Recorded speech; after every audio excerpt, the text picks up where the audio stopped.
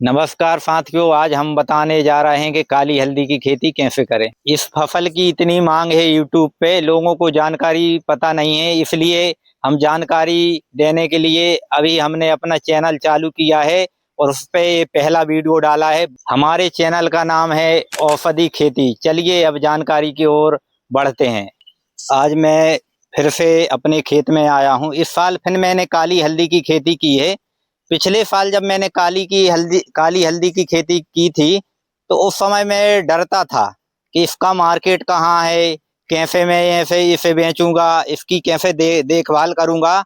मुझे मन में बहुत संशय था।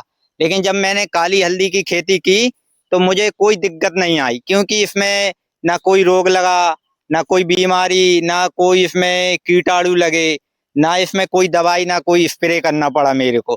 सिर्फ मैंने इसमें 2 बार निंदाई और 2 बार गुड़ाई की थी। और मेरे पास इतने फोन आते हैं कि भाई साहब मुझे भी काली हल्दी का बीज चाहिए।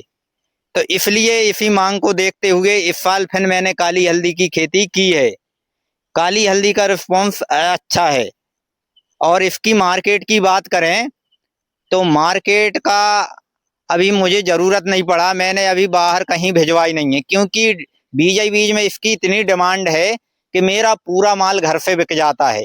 बल्कि मेरे आजू बाजू मित्र भाइयों के पास भी कुछ काली हल्दी थी, उनको कोई नहीं जानता था, ना उनने यूट्यूब चैनल पे डलवाया, ना किसी से उनकी पहचान, तो उनको बेचने में दिक्कत हो रही थी। तो मैंने भी उनकी काली हल्दी खरीद के उनकी काली हल्दी बिकवाई। सिर्फ मैं सभी किसानों से कहना चाहता हूँ कि अगर आप काली हल्दी की खेती करना चाहते हैं तो पहले एकदम से काली हल्दी ना लगाएं। पहले 10 किलो 50 किलो से उसका प्रयोग करें। और जो किसान भाई उसको बीज में बेच सकता है, या जिसको मार्केट की नॉलेज है, या फिर काली हल्दी की चिप्स भी बनती है, तो इसकी चिप्स बना के इसको सुखा के दिल्ली के मार्केट में भी बेचा जा सकता है। और इसका पाउडर बना के भी इसको बेचा जा सकता है। लेकिन जिस भाई को नॉलेज नहीं है तो वो एकदम से ये काम नहीं कर सकता, ना वो चिप्स बना के बेच सकता है, ना पाउडर बना के बेच सकता है। तो प्रॉपर आदमी व्यक्ति जानकारी पता कर ले, उसके बाद काली हल्दी के लगाने के बारे में सोचे। कुछ लोगों का फोन आता है मेरे पास, भाई साहब काली हल्दी में इतना प्रॉफिट है, हम 5 एकड़ में 10 एकड़ में लगाना चाहते हैं, आप क्या सलाह देना चाहते हैं। तो मैं सभी किसान भाइयों को बोलता हूँ कि आप 5-10 एकड़ में मत लगाओ, आप कम से कम 50 किलो या 1 कुंटल बीज लगाओ। जब आप 1 कुंटल लगाओगे तो आपका 6 कुंटल से 8 कुंटल माल निकलेगा। तो उसमें से आप आधा माल बेच दो, उसके बाद 4 कुंटल माल फिर लगा लो। उसके बाद जो माल आपका निकलेगा उसको आधा फिर बेच दो और आधा फिर लगा लो। इसमें किसान भाई को दिक्कत भी नहीं होगी और कोई परेशानी का सामना नहीं करना पड़ेगा। और अगर अपन इसकी बीज की लगाने की बात करें तो 1 एकड़ में 4 से 5 कुंटल लगती है और 1 एकड़ में एवरेज 35 से 40 कुंटल निकलती है। और काली हल्दी पक जाने के बाद अपन चाहें तो इसको 2-3 महीने खेत में रख सकते हैं।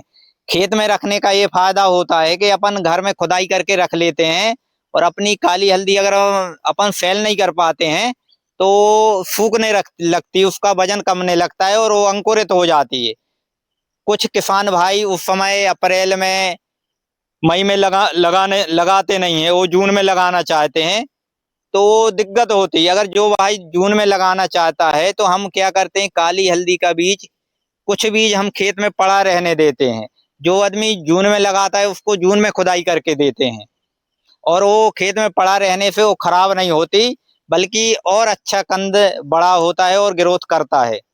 किसान भाइयों, आज मेरे चैनल का पहला वीडियो था, इसलिए मैं ज़्यादा कुछ बोल नहीं पाया।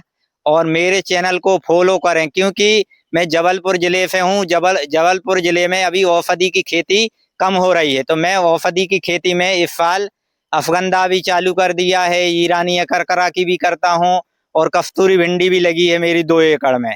तो जो भी किसान भाइयों अगर मुझसे कुछ सलाह लेना चाहता है तो मेरे दिए गए नंबर पे फोन लगा के जानकारी प्राप्त कर सकता है।